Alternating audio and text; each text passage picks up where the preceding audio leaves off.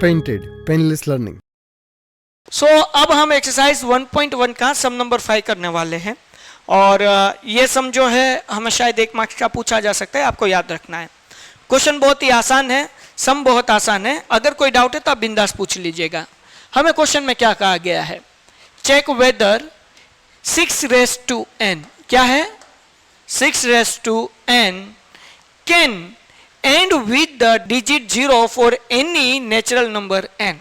मतलब क्या हुआ कि यहां पर 6 की हमें n पावर दी गई है, n की जगह पर हमें क्या लिखना है, नेचुरल नंबर लिखना है। अगर पावर की जगह पर हम नेचुरल नंबर लिखते हैं तो उनका लास्ट डिजिट हमें 0 मिलता है कि नहीं, ये हमें देखना है। तो नेचुरल नंबर की शुरुआत कहां से होती है, इंट्रोडक्शन में मैंने समझाया था, कहां से होती है 1। नेचुरल नंबर की शुरुआत कहां से होगी 1 2 3 डॉट डॉट डॉट, ये तो चलता ही रहेगा। ठीक है, तो हम 1 2 3 रख कर देख लेते हैं n की जगह पर। तो सबसे पहले हम n की जगह पर 1 रखेंगे। ठीक है, तो 6 रेज़ टू 1, तो हमें आंसर क्या मिलेगा 6। तो यहां पर हमें 0 मिला नहीं है। फिर 1 की जगह पर हम क्या रखेंगे 2। मैं क्या कर रहा हूं, n की जगह पर मैंने 1 लिखा, n की जगह पर मैंने क्या लिखा 2। सो 6 का स्क्वायर क्या होगा 36। अब मैं यहां पर लिख लेता हूं 3।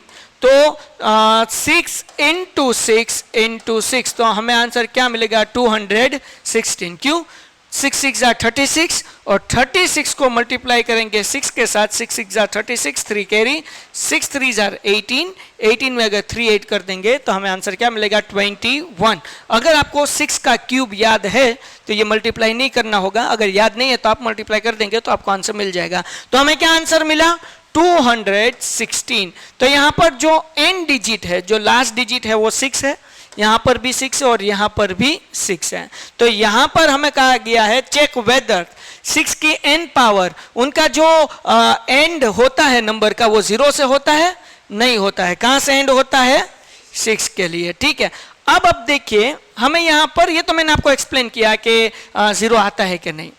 तो सवाल ये होता है कि 0 कब आता है, जब कोई भी नंबर ऐसा हो कि वो 10 के साथ डिवीजन हो।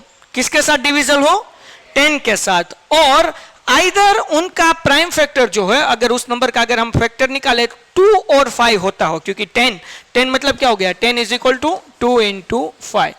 या तो ऐसा नंबर जो 10 के साथ डिविजिबल हो, आइदर उनके फैक्टर प्राइम फैक्टर क्या हो 2 और 5 हो, तो उस नंबर के लास्ट में 0 आ सकता है। एग्जाम्पल देके एक्सप्लेन करूं तो ज्यादा सही रहेगा। ठीक है ना, लेट्स से कि मैं 10 ही ले लेता हूं। कौन सा नंबर ले लेता हूं 10। अगर 10 की 1 पावर करेंगे हमें क्या आंसर मिलेगा 10। अगर हम 10 की 2 पावर करेंगे हमें क्या आंसर मिलेगा 100। अगर हम 10 की 3 पावर करेंगे तो हमें क्या आंसर मिलेगा 1000। ये हमने 10 का एग्जाम्पल लिया। ऐसा कोई भी नंबर हम ले सकते हैं कि जिनके पिछवाड़े में 0 हो, जिनके पिछवाड़े में क्या हो 0। लेट्स से मैं 20 ले लेता हूं। ठीक है, 20 की अगर 1 पावर करें हमें क्या आंसर मिलेगा 20। अगर 20 का स्क्वायर करेंगे तो 400 और 20 का क्यूब करेंगे देन 2 का क्यूब होगा 8। ठीक है, और 0 हम कितनी टाइम लिखेंगे 3 टाइम नहीं लिखना है हमें। अगर आप यहां पर देखिए स्क्वायर है तो 2 बार हमने लिखा है।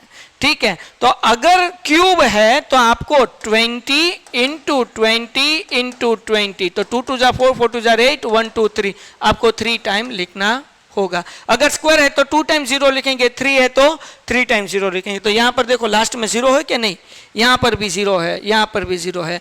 तो कौन से नंबर में लास्ट में 0 आएगा, ऐसा नंबर या तो वो 10 के साथ, अगर इनको 10 के साथ कट कर सकते हैं कि नहीं कर सकते हैं, 10 को 10 के साथ कर दो क्या आंसर मिलेगा 10 1 जार 10।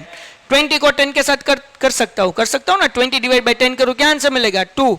30 को अगर मैं 10 के साथ डिवाइड करूंगा क्या आंसर मिलेगा 3। समझ में आ रहा है क्या नहीं। तो ऐसा नंबर, तो मैं यहां पर लिख लेता हूं। तो ये तो मैंने आपको एक्सप्लेन करने के लिए लिखा था, ये हम जाने देते हैं यहां पर नीचे। आपको स्टेटमेंट कैसे लिखना है, आपको क्या करना है स्टेटमेंट लिखने के लिए, आपको यहां पर जो है एनी नंबर लिख लेना है। यहां पर कैन की जगह पर क्या लिख लेना है एनी नंबर। बाद में क्वेश्चन में जो लिखा है वो हम एज इट इज लिख लेंगे। Any number can and with the digit from 0 4 any natural number n can divisible by 10 or prime factor by 2 into 5। कोई भी नंबर है अगर उनके पिछवाड़े में हमें जीरो लाना है तो वो कब पॉसिबल है, जब वो 10 के साथ डिविजिबल होगा या तो उनके फैक्टर क्या हो गए 2 into 5, क्योंकि 10 का मतलब क्या होता है 2 5 are 10, तो उनके प्राइम फैक्टर क्या हो गए 2 into 5। अब 2 की पावर 2 हो सकती है, 5 की पावर 1 हो सकती है, ऐसा कुछ भी हो सकता है। ठीक है, चलो समझ में आ गया इतना। तो यहां पर हमें लिखना है हियर, यहां पर क्या है 6 raised to n, तो यहां पर क्या होगा 2 into 3, 2 3 जा 6 होगा ना, तो यहां पर 2 अवेलेबल है लेकिन 5 अवेलेबल नहीं है, तो यहां पर हम लिख सकते हैं कि 5 इज नॉट अवेलेबल। ठीक है, देयरफॉर हमने यहां पर लिखना है 6 raised to n can not and, क्या लिखना है सिर्फ can not and. 6 raised to n या तो आप कांट भी लिख सकते हैं और आप क्या लिख सकते हैं कैन नॉट एंड करके यहां से जो स्टेटमेंट है वो हमें एज इट इज लिख लेना है। ठीक है ना, और हमने यहां पर समझा कि क्यों यहां पर लास्ट में जीरो नहीं होगा, क्योंकि अगर 6 की 1 पावर करेंगे तो 6 आंसर मिलेगा, 6 की 2 पावर करेंगे तो 36 मिलेगा, 6 की 3 करेंगे तो यहां पर 216 मिलेगा, लास्ट में जीरो मिलेगा नहीं। क्यों लास्ट में जीरो नहीं मिल रहा है, क्योंकि अगर हम 6 के फैक्टर निकालें तो हमें क्या आंसर मिलेगा 2 3 are 6, अगर 3 की बजाय 5 होता तो यहां पर हमें फैक्टर मिल जाते जिनके पिछवाड़े में जीरो हो। ठीक है ना, ऐसा नंबर मिल जाता है। क्लियर है, किसी को कोई डाउट? तो इस तरह से आपको स्टेटमेंट लिखना है, कोई इतना मुश्किल नहीं है, सिर्फ ये स्टेटमेंट में आपको इतना लिखना है, बाकी मैंने क्वेश्चन में से लिखा है, स्टेटमेंट आपको रटना नहीं है, आपको याद भी नहीं करना है। यहाँ कैन के बजाय आपको क्या लिखना है एनी नंबर, फिर एज इट इज, फिर मैंने क्या लिखा है कैन डिविजिबल बाय 10 और प्राइम फैक्टर बाय 2 into 5। समझे क्या नहीं? तो यहाँ पर बाद में हम लिखेंगे कि 6 raised to n is equal to 2 3 are 6 और उनकी n पावर, तो यहाँ पर 5 अवेलेबल नहीं है, इसीलिए 6 raised to n can not be and, उनका नंबर जो हम पावर से करेंगे तो उनके एंड में जीरो आएगा नहीं। क्या आएगा आंसर 6, वो हमें लिखना नहीं है, लेकिन जीरो आएगा नहीं। सम हो गया, फिनिश। तो ऐसा सम कभी एग्जाम में पूछा नहीं गया है, कभी नहीं पूछा गया आज तक, लेकिन ये कर हम इसलिए लेते हैं शायद पूछ लिया जाए तो हमें पता होना चाहिए। ठीक है, done, okay. Painted, Painless Learning।